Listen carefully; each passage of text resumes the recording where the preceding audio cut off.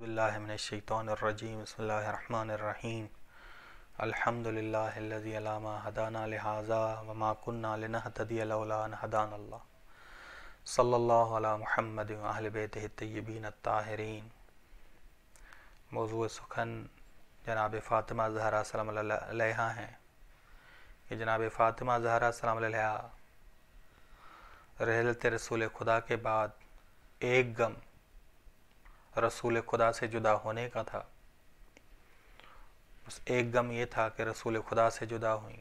ایک بہت بڑی مصیبت تھی جس سے اہل بیت علیہ السلام نے رسول خدا کی وفات کو بہت بڑی عظیم مصیبت قرار دیا۔ جناب زہرا سلام اللہ علیہ نے، امام علی علیہ السلام نے، بس اہل بیت علیہ السلام کے لیے سب سے بڑی مصیبت رسول خدا کی رحلت تھی۔ دوسری بڑی مصیبت جو جناب زہرا کے لیے تھی وہ یہ تھی کہ دیکھ رہی تھی کہ غدیر اسیر ہو چکی ہے، غدیر کو اسیر کیا گیا ہے، سقیفہ کو مسلط کیا گیا ہے، امام علی کی امامت سیاسیہ کو غصب کیا گیا۔ یہ غم بہت شدید تھا۔ پہلا غم رحلت رسول خدا کا، دوسرا غم امامت سیاسیہ کا غصب ہونا۔ جناب فاطمہ زہرا سلام علیہ نے فرمایا کہ جو مجھ پر اور میرے والد پر 3 دن درود اور سلام بھیجے اس کے لیے جنت واجب ہے۔ راوی نے عرض کی کہ یہ درود و سلام کوئی آپ کی زندگی میں پڑھے یا آپ کی وفات کے بعد بھی پڑھے تب بھی جنت اس پہ واجب ہو جاتی ہے، تو وہ جنتی ہوگا۔ جناب زہرا نے فرمایا کہ ہاں، ہماری زندگی میں پڑھے یا ہماری وفات کے بعد پڑھے، بس خلوص ہو، اخلاص ہو، معرفت کا حق ادا کرے انسان، تو جنت اس کے لیے۔ جناب زہرا سلام علیہ آیت تطہیر کی مصداق، طہارت جامع اور کامل کو آیت تطہیر بیان کرتی ہے۔ آیت تطہیر بیان کرتی ہے طہارت کے 4 رکن ہیں۔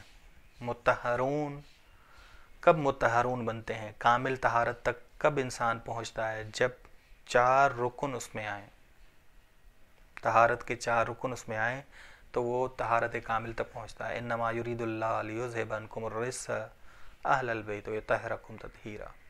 جامع اور کامل طہارت کیسے؟ پہلی ہے معرفت بلند ہو، بلند معرفت ہو۔ دوسری ہے ایمان کامل ہو، یہ دوسرا رکن، طہارت کا دوسرا رکن۔ پہلی معرفت بلند، دوسرا ایمان کامل، تیسرا اخلاق کامل، اخلاق الہی کا ہم شکل ہونا ہے، اور چوتھا عمل صالح۔ یہ جب انسان میں آ جائے وہ وجہ اللہ ہو جاتا ہے، وہ اعلیٰ علیین کی طرف حرکت کرتا ہے، اعلیٰ علیین کی طرف حرکت کرتا ہے۔ بس جناب زہرا معرفت کے لحاظ سے بلند، ایمان کے لحاظ سے بلند، اخلاق کے لحاظ سے بلند، اور عمل کے لحاظ سے بھی بلند۔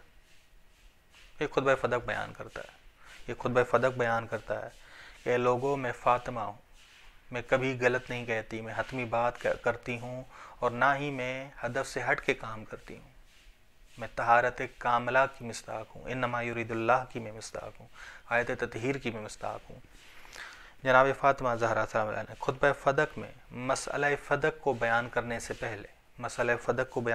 پہلے رسول خدا کی رسالت کو بیان کیا، لوگوں کو یاد دلایا کہ رسول خدا کی رسالت کیا ہے، کہ رسول خدا میرے والد جب مبعوث برسالت ہوئے تو اس وقت تمہارا معاشرہ ٹوٹا ہوا تھا، تفرقوں میں پڑا ہوا تھا۔ رسول خدا نے اس معاشرے کو متحد کیا، رسول خدا نے اس معاشرے کو متحد کیا۔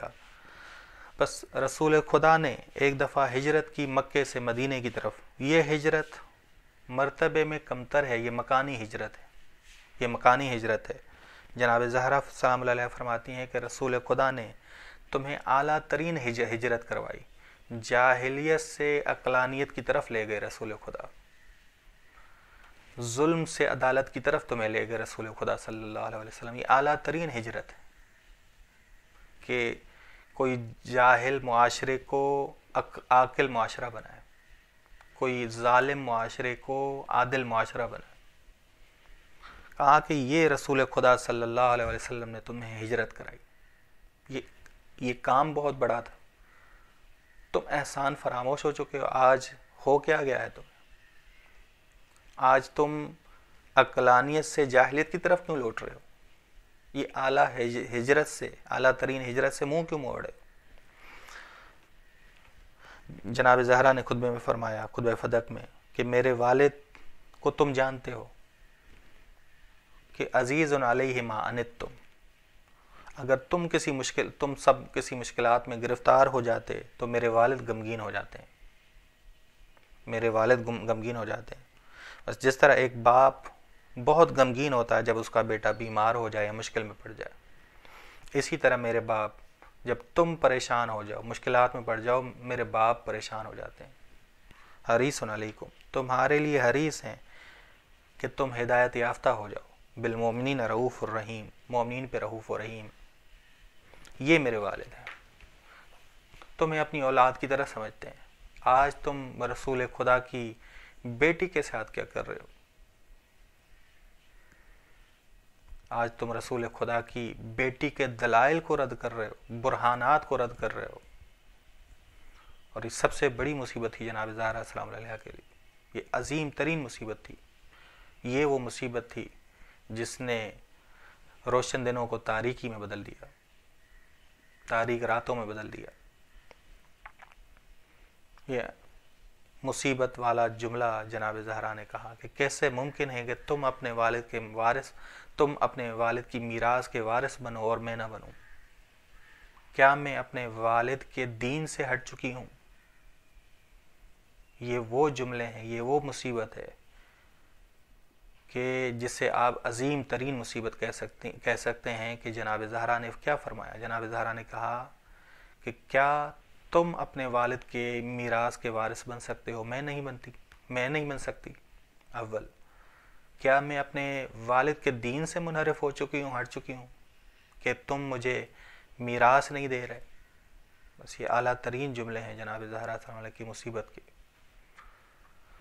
خدا ہمیں توفیق دے کہ ہم خطبہ فدق کو صحیح طرح غور سے پڑھیں۔ وصلی اللہ علی محمد اہل بیتہ الطیبین الطاہرین۔